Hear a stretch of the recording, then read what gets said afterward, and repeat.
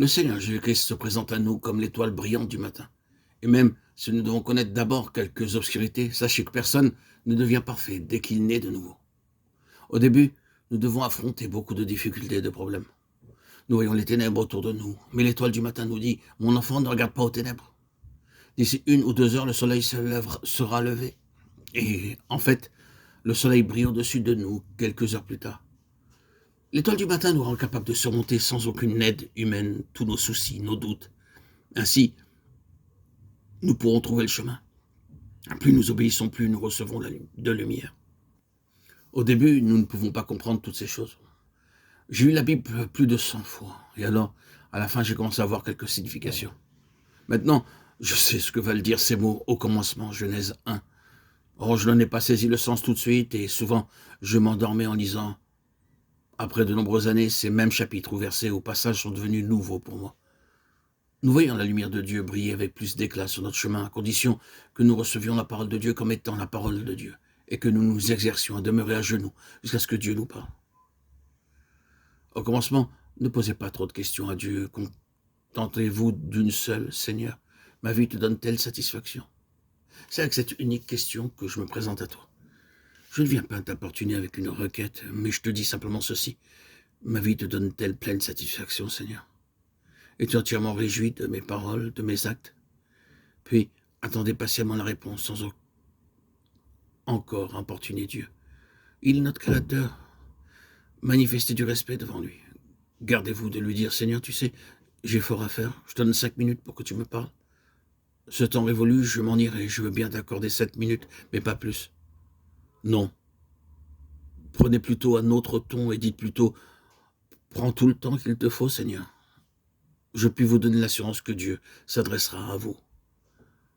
Dans Matthieu 16, 21, le Seigneur a dit à ses disciples qu'il allait beaucoup souffrir de la part des anciens, des principaux sacrificateurs et des scribes, qu'il serait mis à mort et qu'il ressusciterait le 3e jour. Il leur dit tout cela avant de les prendre avec lui sur la montagne pour y être transfiguré devant eux. Il leur expliqua clairement que c'était à cause de leur péché qu'ils devaient souffrir, mourir et ressusciter. Pierre le prit même à part pour lui faire des reproches à ce sujet. 6 jours après, le Seigneur l'emmena sur une haute montagne et il entendit ces paroles, écoutez-le. Nous ne connaissons pas le chemin du calvaire. Au moyen de sermons, en apprenant à connaître la littérature juive ou la philosophie grecque, la voix dit, écoutez-le, écoutez-le tous les jours, sa voix, écoutez-le attentivement.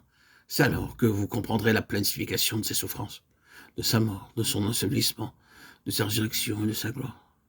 Celui qui essaie de saisir les mystères spirituels au moyen de la sagesse humaine se verra confondu, dérouté et troublé. Engagez-vous donc dans chaque journée en écoutant sa voix.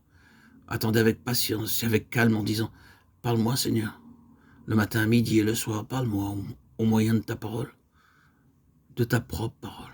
Attendez ce qu'ils disent. Oui, mon fils, je trouve mon plaisir en toi.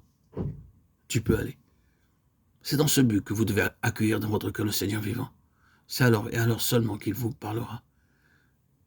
Il ne pourra pas habiter dans votre cœur jusqu'à ce que vous lui demandiez de venir et de pardonner votre péché. J'ai visité au cours de mes nombreux voyages bien des foyers d'indigents et même de modestes demeures. Parfois, nous arrivons à l'improviste et en étranger. Alors les gens nous disent « Attendez un instant, monsieur ». Ils donnent un rapide coup de balai à l'intérieur de leur demeure, puis ils étendent une couverture sur le lit. Parfois, les femmes étendent leurs plus beaux vêtements pour être présentables. C'est alors seulement qu'ils vous invitent à y entrer. Frères et sœurs en Christ, de quelle façon allez-vous accueillir le Seigneur Jésus-Christ dans votre habitacle? Il ne peut entrer que dans un cœur pur.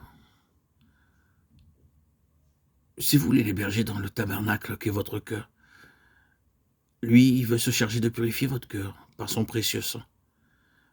Le Seigneur désire habiter pour l'éternité dans votre cœur, et pas seulement pendant quelques heures ou quelques jours.